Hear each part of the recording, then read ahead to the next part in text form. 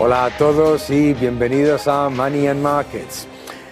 El desastre de la eurozona no tiene parangón.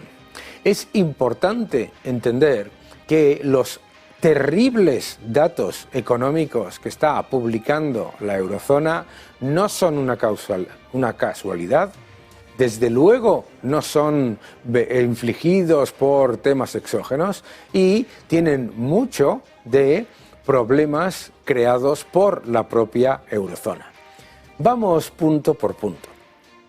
Primero, todos ustedes escucharán con cierta regularidad que la eurozona tiene problemas económicos por la crisis energética. Y sin embargo, la realidad empírica es que la crisis energética duró muy poco tiempo para la eurozona. Entre mayo de 2022 y mayo de 2023, los precios de todas las materias primas, incluido el carbón, el gas natural, el petróleo y, por supuesto, también el trigo, bajaron a niveles por debajo de los niveles previo a la guerra de Ucrania. Por lo tanto, no solamente los precios no han funcionado de manera negativa para la eurozona. De hecho, es muy evidente en los datos del Producto Interior Bruto que el sector exterior ha generado una contribución positiva al Producto Interior Bruto de la eurozona gracias a que las exportaciones se han mantenido relativamente positivas, pero, importantísimo, que las importaciones de materias primas a precios más baratos se habían reducido. Es decir, menos importaciones, mayor contribución al Producto Interior Bruto. Por lo tanto, no solamente la eurozona no ha tenido un problema de suministro, ha sido salvada por el gas natural licuado estadounidense, no solamente no ha tenido un problema de crisis energética cuando los precios han bajado y el impacto en el Producto Interior Bruto de hecho ha sido positivo, sino que además la eurozona está publicando los peores datos de las economías desarrolladas tras haber llevado a cabo en el año 2020-2021 el estímulo más grande de su historia, monetario y fiscal. La mayor expansión monetaria y fiscal, eliminar las reglas fiscales, por lo tanto los gobiernos no han tenido el más mínimo problema de recortes, han podido gastar todo lo que querían. Además, se han llevado a cabo todas las medidas de protección del empleo, lo que aquí llamamos los ERTE, los furlough jobs, esos esquemas de desempleo, digamos, escondido, etcétera. Pero todo eso, después de la recuperación post-COVID, la eurozona además implementa el mayor plan de estímulo fiscal después del plan Juncker y muy superior al plan de crecimiento y empleo del año 2009. Por lo tanto, atención. Primero, el efecto viento de cola de las importaciones más bajas.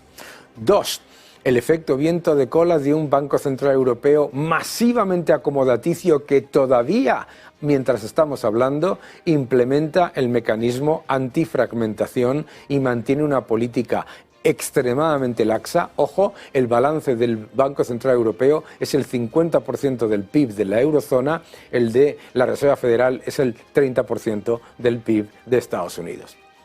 Repito, el efecto positivo de las importaciones, el efecto positivo de las políticas monetarias laxas, el efecto masivamente, supuestamente positivo de los planes de estímulos implementados en el 2020-2021, más el efecto aparentemente positivo de los fondos Next Generation implementados en estos últimos meses, durante todo el año 2021, 2022, 2023, hemos vivido una época de enormes estímulos. Bien, a eso añadirle todo el efecto aparentemente positivo keynesiano de unos gobiernos que no han tenido que recortar nada, que han tenido todas las reglas fiscales eliminadas. Y con todo eso, la eurozona publica datos muchísimo peores que los de las economías similares.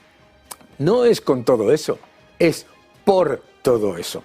La razón por la que la eurozona va tan mal con respecto a otros países es precisamente por el exceso gubernamental, estatal y de estímulos. Es la resaca de los estímulos.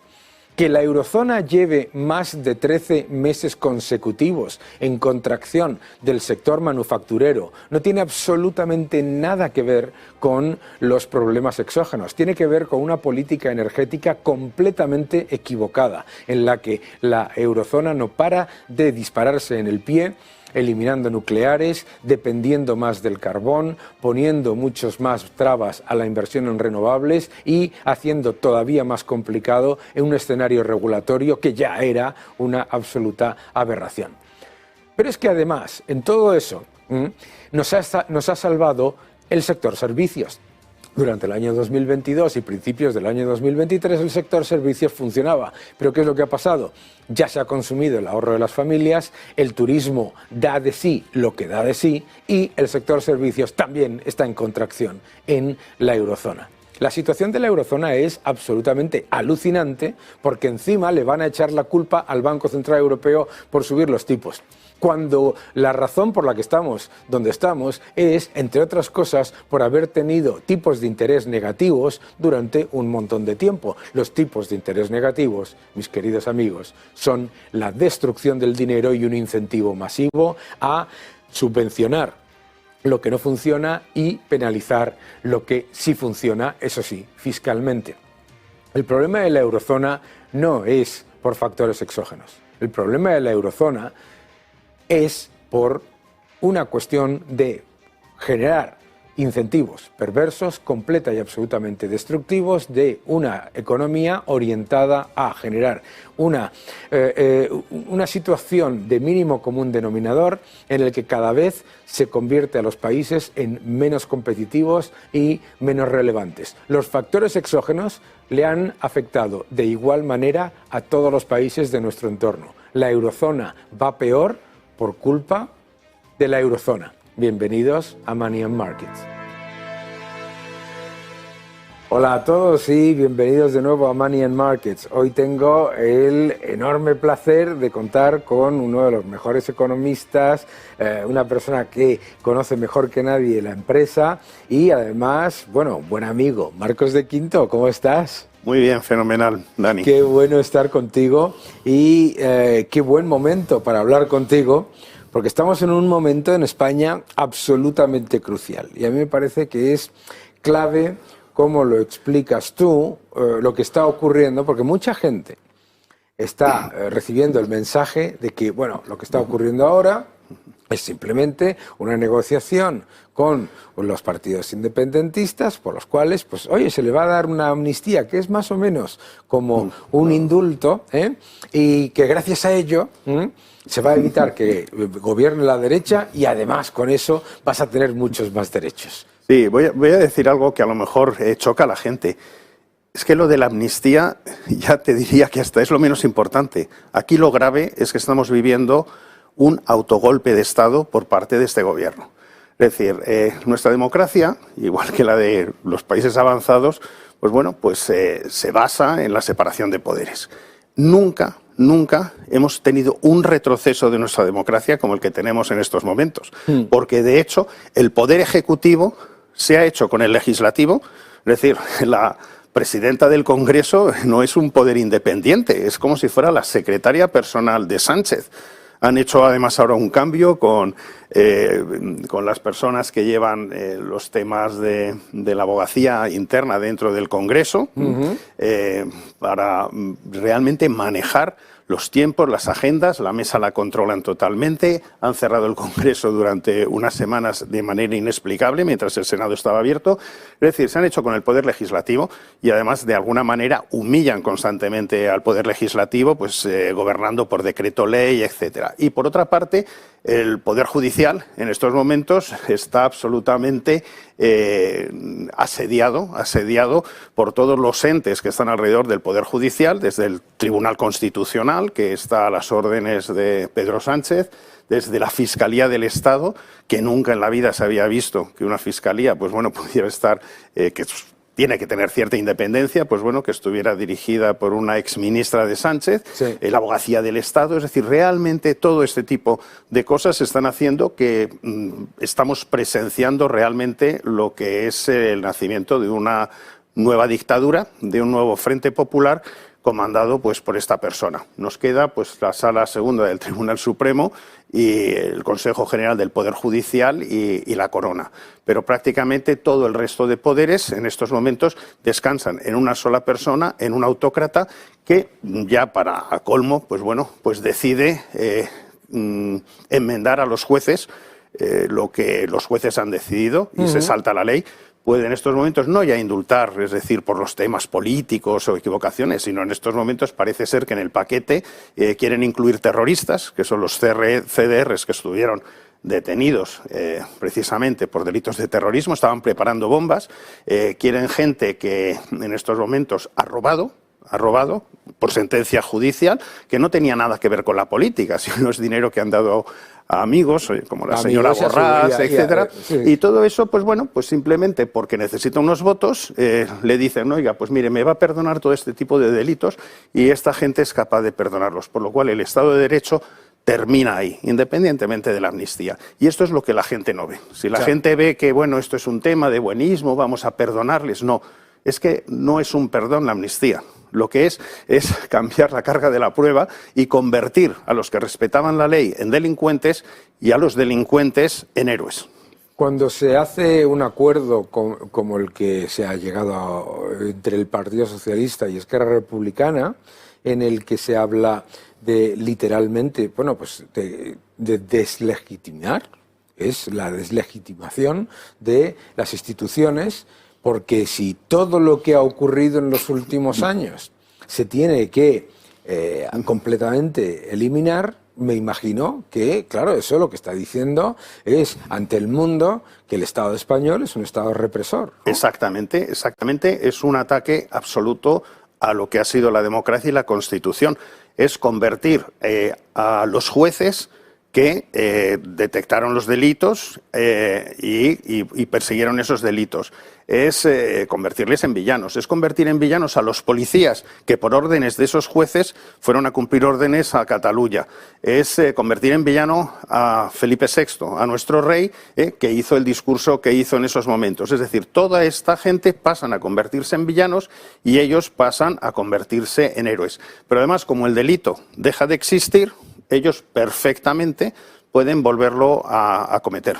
Claro. Pueden volverlo a cometer y decir, oiga, si no era delito ahora, pues dentro de 3 meses no me puede usted convertir eso en delito. Y entonces vamos a hacer lo mismo que hicimos entonces. Pues es un despropósito. Una persona que esté recibiendo ahora mismo la narrativa gubernamental, que esto es simplemente un paso, un trámite, ¿no? Que lo que lleva es a un gobierno progresista que nos va a dar muchos más derechos y nos va a dar muchísimas más bondades estatales de estas que nos prometen siempre con el dinero de los demás.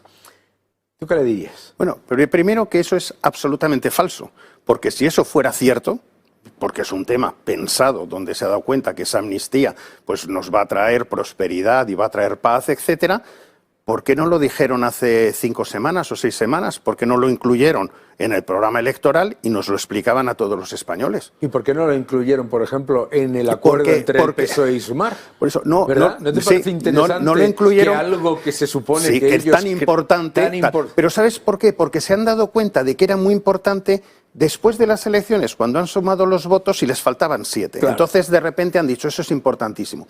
Pero incluso dándoles eso, si era tan importante, ¿por qué han llevado hasta ahora todas esas negociaciones en secretos como si estuvieran avergonzados de lo que iban a hacer? Es decir, esto es una tomadura de pelo, por supuesto, para empezar a sus propios votantes. Claro. Esto es una tomadura de pelo tremenda. Entonces, pues bueno, yo creo que hay que hacer lo imposible pues para parar este disparate, porque nos estamos cargando nuestra democracia, nos estamos cargando el régimen del 78, nuestra Constitución y la unidad de España. Entonces, esto hay que pararlo, porque si no, no parecemos un país serio. Y yo creo que cada vez desde que lleva Sánchez... Y ahora la pregunta que se hace todo el mundo, o una gran parte de la gente que nos ve, que es, vale, esto hay que pararlo, pero es que van a hacerlo. ¿Cómo se para esto? Bueno, pues son muchas cosas lo que tendría que pararlo. No hay una bala de plata concreta, pero hay muchas. Desde, por ejemplo, la modificación del reglamento del Senado, que podría, de alguna manera, hacer que fuera preceptivo un informe del Consejo General del Poder Judicial y eso se pudiera dilatar mucho lo que es la tramitación de esa ley de amnistía, de manera que incluso hasta se podría demorar 3 años o 4 años.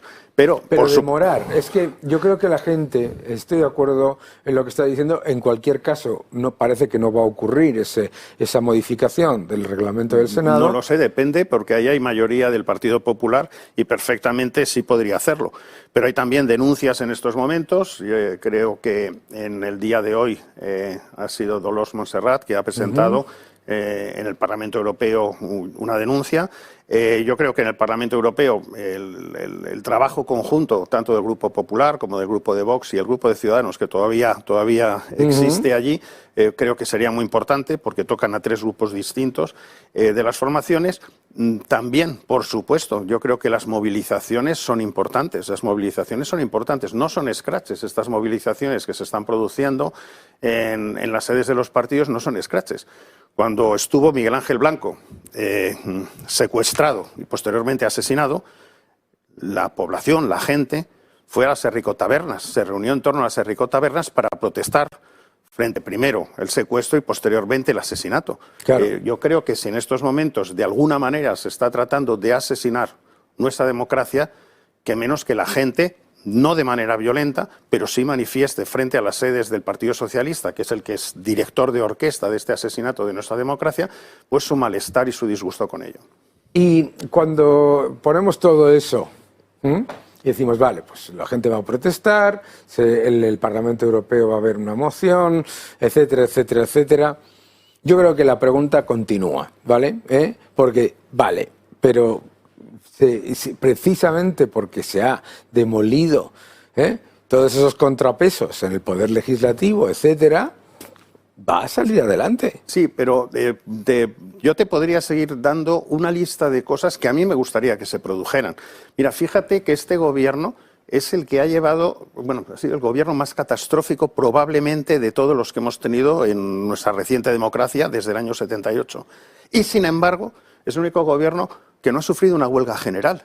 Y aquí hay más motivos, ha habido más motivos de incremento de los precios. Pero eso es porque los sindicatos están claramente... Bueno, pero yo creo que los sindicatos no tienen demasiada representatividad. Yo creo que la gente es la que tiene que empujar esto. Y luego, por otro lado, también yo creo que hay una gran responsabilidad, y dado que estamos en Money and Markets, del empresariado. Es decir, el empresariado ha estado viendo y cómo sucedían todas estas cosas y congraciándose con este poder autocrático, y llega un momento en que ese propio empresariado está probando en propia carne los abusos que se producen. Tenemos una impredecibilidad fiscal espectacular, impuesto a la banca, impuesto a las energéticas, pero son impuestos caprichosos que además le restan competitividad. Luego también, ¿por qué no?, un cierre patronal de determinados días y tal, y con amenaza de volverlo a repetir. Pero yo creo que se necesita por parte de toda la sociedad civil que haga todo esto. Yo creo que lo que tú estás diciendo al final es lo que estamos completamente de acuerdo. Yo estoy haciendo un poco de abogado del diablo. Es que la sociedad civil está tan disminuida en su percepción de su propio poder que no se da cuenta de que tiene muchos más mecanismos de los que parece. Sí, ¿no? Tiene un efecto está anestesiada de alguna manera, porque fíjate, la famosa manifestación de Colón, de la que tanto se habla, de 2019, fue tremenda. O sea, fue una manifestación espectacular, de una unidad absoluta. Y además, por cierto, quien la convocó fue Ciudadanos, donde se juntó también el Partido Popular y también Vox. Y esa manifestación, la causa fue que había mentido, como no, Pedro Sánchez, y después de una reunión que había tenido en la Generalitat, volvió diciendo que, bueno, había sido una reunión protocolaria, y posteriormente los propios de la Generalitat, Torra, descubrieron el papel que le habían dado y que tenía en ese momento en el bolsillo mientras él hacía esas declaraciones, donde venían distintos puntos y entre ellos el del relator. Y por el tema del relator, millones de personas se juntaron para decir basta y no. Desde entonces, ahora lo del relator nos parece como un cuento de hadas, es Heidi, comparado con todas las cosas que se han producido desde entonces. Está incluido el relator dentro de... Pero vamos a ver si se salió por el tema del relator a la calle como se salió en 2019, ahora hay muchísimas más razones para triplicar el número de gente que se manifieste, dada la situación que estamos, que ayer lo de relatores ya es lo de menos. Has hablado tú del problema de la inseguridad jurídica que genera todo esto, la aleatoriedad fiscal. Ahora parece que el PNV va a acordar que se le dé un alivio fiscal a 2 empresas y a otras no, etcétera y tal. ¿Crees que eso realmente está calando en la sociedad, el riesgo de la seguridad jurídica? Yo creo que está calando el que la sociedad se da cuenta de que esto es un régimen que se dedica a la desigualdad. A la desigualdad territorial. A la desigualdad de todo, del trato judicial. Es decir, se está viendo que regiones ricas, que además tienen unos impuestos altísimos, y lo único que han hecho es con el dinero malgastarlo, hacer cosas que no son solicitudes de la sociedad. Es decir, el dinero no es, como siempre dicen, es para educación y sanidad, sino para montar embajadas fuera, para tener una TV3 carísima y insultar al resto de españoles en esos medios de comunicación, etcétera. Para todo esto, pues toda esta gente que ha malgastado el dinero, y resulta que al final el acuerdo va a ser que vamos a otras comunidades menos agraciadas económicamente, pues vamos a pagarles a ellos para que estén más felices. Es decir, el gobierno en estos momentos pues va a castigar a las otras regiones que cumplen la ley, que son leales con la unidad de España, que son leales con la Constitución, pues de premio les va a dar un castigo fiscal para cogerles dinero y dárselo a ellos, para que tengan inversiones en cercanías, cuando tenemos gente como Extremadura, donde el ave es un ave lento, si es que se le puede llamar ave. Fantástico. Marcos, qué gusto hablar contigo, ¿eh? Ya sabes que estás invitado, estás en tu casa para lo que quieras, es un auténtico placer que hayas venido y que cuando quieras pues estás aquí en tu programa. Muchas gracias por tu información y por esa clarividencia y esa claridad a la hora de expresar estos temas tan importantes. Gracias, Marcos. Gracias a vosotros. Bienvenidos de nuevo a Money and Markets y vamos a hablar con un buen amigo sobre mercados y sobre el entorno actual, que me parece que su perspectiva siempre es importante y además necesario escuchar. Pablo, ¿cómo estás? Pablo Gil, que está con todos nosotros. ¿Qué tal, Daniel? ¿Cómo estás? Encantado de estar este rato contigo. Bienvenido a Money and Markets, estás en tu casa, Pablo. Pablo Gil es un experto en mercados y una persona que tiene un libro maravilloso que debéis leer todos, es obligatorio, que es cómo prepararte, entre otras cosas, aprendiendo de las crisis pasadas, ¿no? Cuéntanos un poco cómo ves tú la situación actual de mercado. Vemos un mercado que parece inmune a los riesgos que se van acumulando y después, pues, cómo prepararse, ¿no? Sí, yo personalmente veo muchas similitudes con otros grandes momentos donde se han producido crisis complicadas, porque si echamos la vista atrás y analizamos las últimas 2 décadas, la combinación de retirada de liquidez y de subidas de tasas de interés en las que estamos protagonizando son históricamente rápidas, pues siempre han desembocado en un escenario muy negativo, ¿no? Sí, adelante, por favor. Sí, te iba a decir que, bueno, tenemos esta situación curiosa, ¿no? Donde los bancos centrales mantienen ese discurso de no va a ocurrir nada, pero la realidad es que en Europa ya estamos viviendo una situación de estanflación, ¿no? Donde todavía tenemos inflaciones subyacentes por encima del 4%, y ausencia absoluta de crecimiento económico. Por tanto, tan pronto empecemos a trasladar los efectos que restan de lo que han hecho las políticas monetarias restrictivas durante los próximos trimestres, en Europa probablemente vamos a convivir pues una situación similar a la que ya vive Alemania, ¿no? Que será de crecimiento o crecimiento negativo en términos de PIB, cuando todavía estamos intentando solventar pues la famosa estabilidad de precios en torno al 2% que defiende Christine Lagarde. Y Pablo, una de las cosas que se repite una y otra vez en el argumentario de los operadores de mercado es, sí, Pablo Gil, Daniel Lacalle, otra gente, tal, Pablo tiene razón, pero no te preocupes porque si la cosa se pone mal, va a venir el Banco Central de nuevo con el gas de la risa monetario y nos va a solucionar todo. ¿Tú qué les dirías a ellos? Bueno, yo creo que los bancos centrales han aprendido una lección a las bravas, ¿no? De lo que han estado haciendo durante la última década.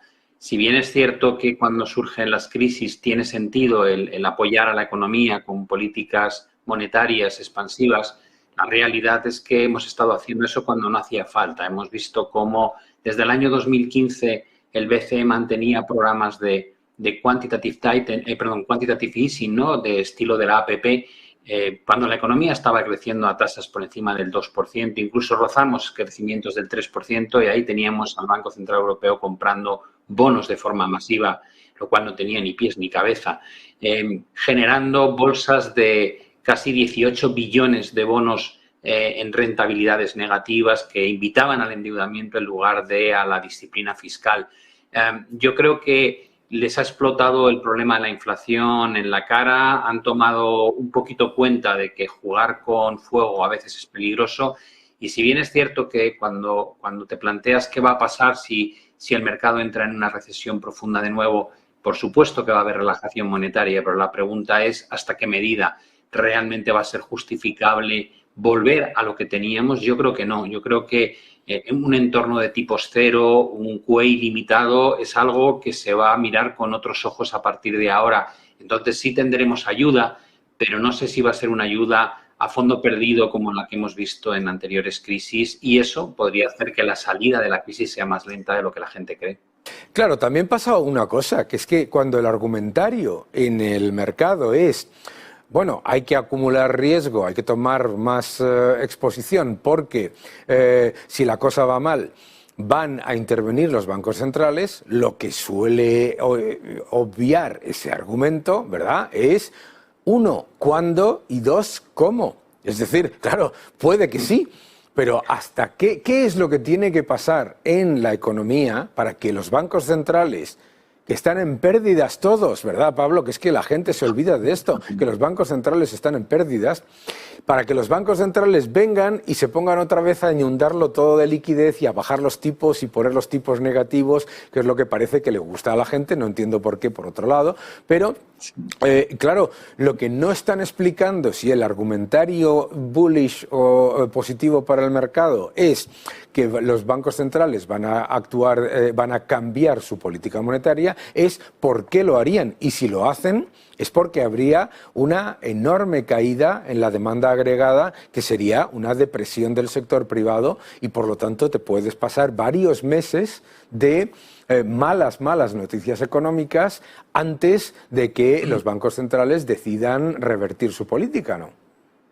Sí, Daniel, yo creo que has mencionado como 3 puntos clave, ¿no?, en esta frase. El primer punto fundamental es nos han llevado a la no gestión del riesgo, ¿no? Han creado una cultura durante 15 años de el riesgo lo gestionan ellos por nosotros, tú no te preocupes, da igual lo mal que esté la situación, tú compra que yo te voy a solucionar el problema. Esa es la primera. El segundo aspecto, que es muy curioso, es la incultura financiera de todos aquellos que creen que cuando se bajan los tipos de interés la bolsa sube. Eso es.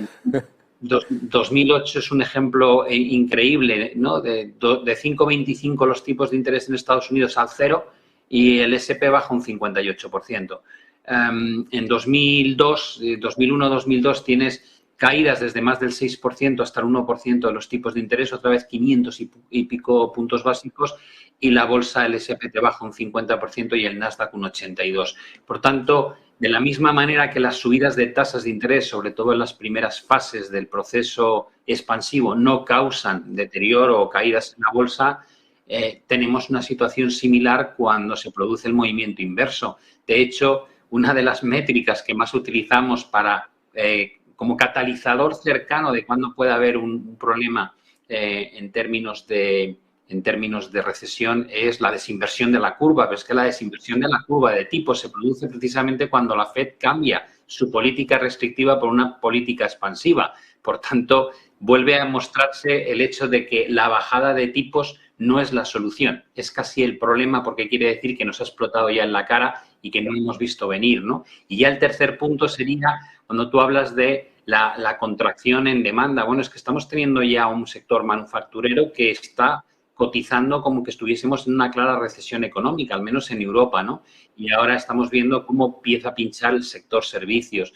Así que los datos adelantados de lo que estamos viendo en Europa son tremendamente negativos. En Estados Unidos se están defendiendo un poco mejor, pero no hay que olvidar que en Estados Unidos han tenido un 2023 cargado de estímulo fiscal, mientras la Reserva Federal estaba aplicando políticas restrictivas desde el plano monetario. Es que yo creo que eso que acabas de decir es clave.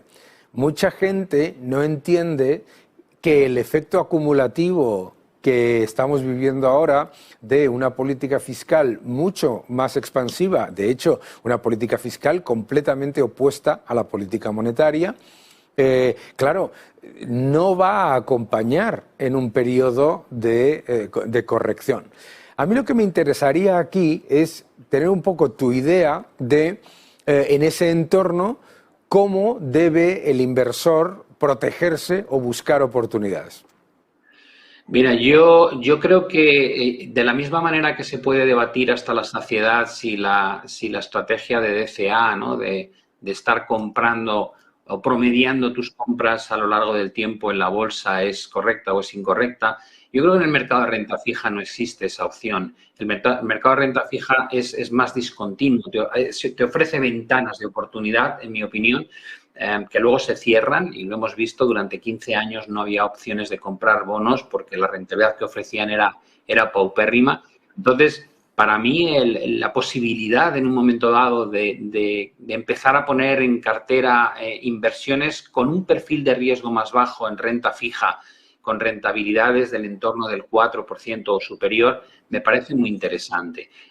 Hay mucha gente que te dice, ya, pero es que pueden seguir subiendo los tipos de interés. Digo, ya, pero es que cuanto más suban los tipos de interés, más aumenta la probabilidad de una recesión profunda, lo cual va a hacer que luego se revierta ese movimiento marginal último que pueda quedar de subidas de tipos a la baja. Cuando haya una recesión, la inflación no va a ser un problema. Yo creo que va a remitir de forma muy rápida porque no va a haber demanda, ¿no? Por tanto, para mí, la ventana de empezar a invertir en renta fija creo que tiene mucho sentido. Yo no estaría cómodo en renta variable, desde luego en Europa, con la economía como está, para nada. En Estados Unidos creo que está el índice tremendamente distorsionado por lo que hacen 7 grandes valores, los 7 magníficos que llaman ahora, ¿no? Con lo cual, yo creo que tendría poca exposición a bolsa a la espera de ver lo que ocurre en 2024 con la economía americana. Yo creo que la europea ya está sentenciada. Y por otro lado, creo que los activos refugio que de alguna manera te protegen de la depreciación del dinero fiat, hay que buscarlos, ¿no? Cada uno tendrá sus elecciones. A mí me gusta mucho el oro, hay gente que prefiere irse a criptomonedas, pero independientemente de lo que busques, lo que está claro es que la capacidad adquisitiva de lo que compran nuestros dólares, euros, yenes, está en detrimento día a día, y hay que buscar algo que no sea precisamente tener tu dinero depositado en activo fiduciario.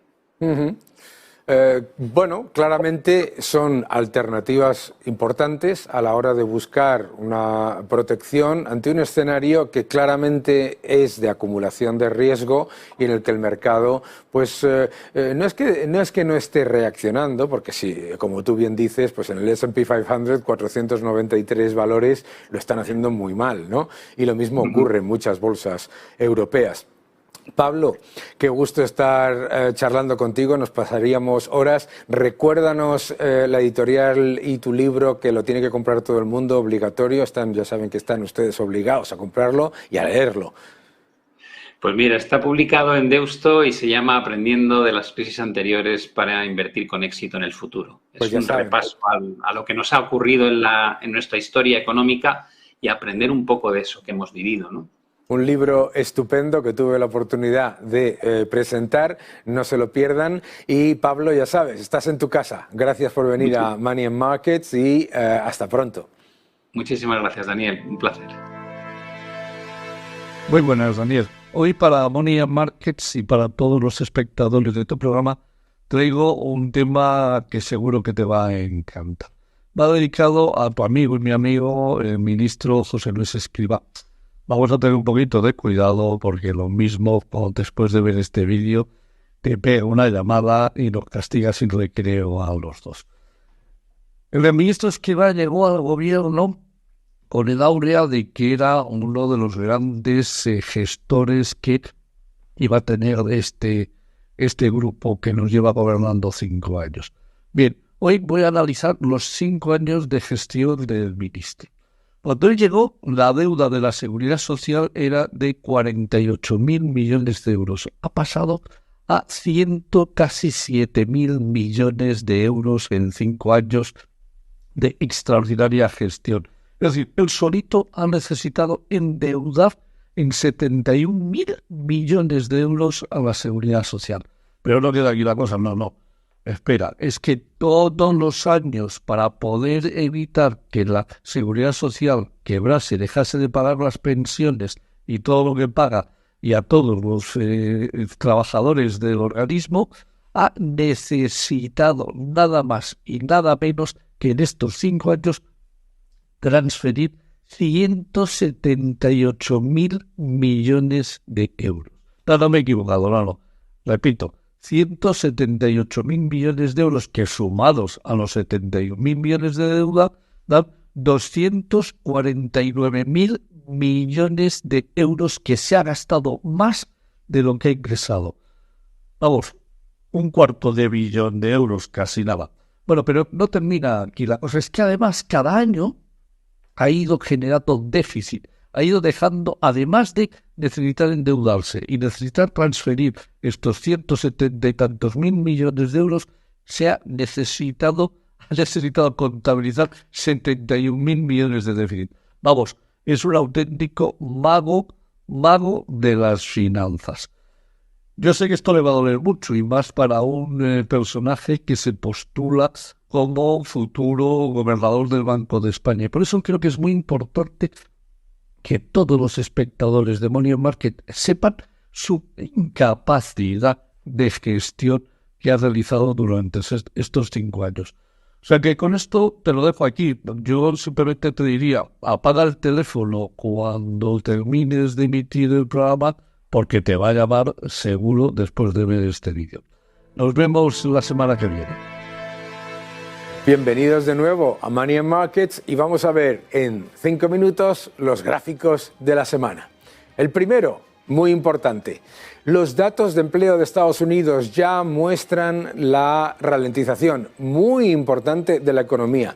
Los datos de empleo salieron muy por debajo de lo estimado y reflejan ya el impacto tanto de las subidas de tipos como el impacto del consumo, de ese ahorro y de los problemas fiscales de Estados Unidos. El dato de empleo, ojo, es malo en cuanto a crecimiento económico y es malo en cuanto a la evolución de la economía, pero no va a hacer que la Reserva Federal cambie su política, porque sigue siendo un dato de creación de empleo, aunque sea un dato de creación de empleo muy por debajo de lo que debería y de lo que se esperaba que fuera. Ojo a ese efecto, porque todos aquellos que esperan que la Reserva Federal cambie de política por este dato, no lo va a hacer. Con el desempleo al 3,9% y creación de empleo, incluso 150.000 puestos de trabajo, todo eso no va a hacer que la Reserva Federal cambie de posición, desde luego, a corto plazo, ni mucho menos en los próximos meses.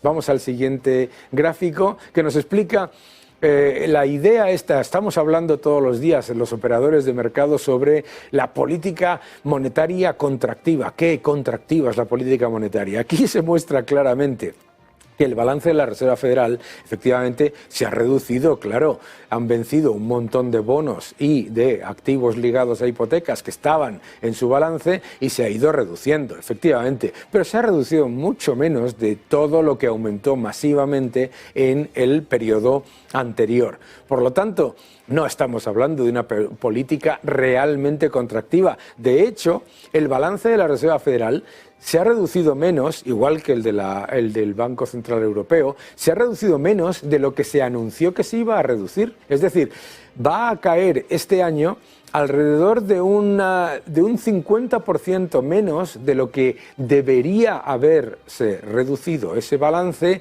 en circunstancias normales. Ojo, que no estamos en un momento de políticas contractivas, siguen siendo acomodaticias.